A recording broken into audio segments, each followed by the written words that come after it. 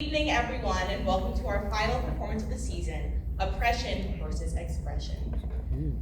Great music often emerges from moments when humanity is under its greatest strain. Tonight's program explores that fragile space between oppression and expression, between the forces that attempt to silence the human spirit and the artists who refuse to let it disappear.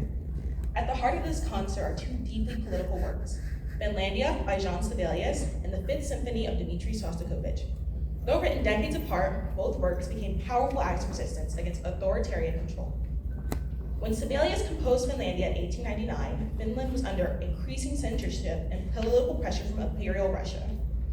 Freedom of the press was being restricted, Finnish identity was threatened, and public expressions of nationalism were dangerous. Sibelius responded not with speeches or with weapons, but with music.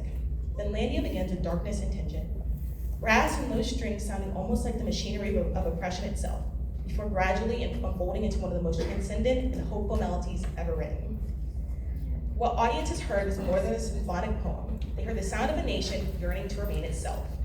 The famous hymn-like theme became a symbol of unity, dignity, and hope for the Finnish people. Nearly 40 years later, Shostakovich faced a different but equally terrifying reality under Joseph Stalin. After Stalin condemned his opera Lady Macbeth of the Minsk district, Shostakovich's life changed overnight. In Stalin's Soviet Union, artists could disappear for writing the wrong music. Friends vanished. Fear became a way of life. Every note carried risk.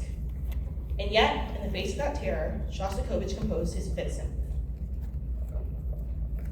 Officially, it was presented as a triumphant Soviet work, a redemption story approved by the state. But beneath the surface lies something profoundly different: grief, fear, irony, and rage, and the unbearable weight of survival. The symphony's forced triumph at the end has been often interpreted not as victory, but as the sound of a people being commanded to celebrate while suffering underneath. Shostakovich understood that music could hide truths too dangerous to speak aloud. What makes both Finlandia and the Fifth Symphony so extraordinary is that neither composer surrendered their humanity. Sibelius gave his people hope. Shostakovich gave his people honesty. In worlds where freedom was threatened, both composers transformed music into an act of courage. Tonight, as you listen, I invite you to hear more than just melodies.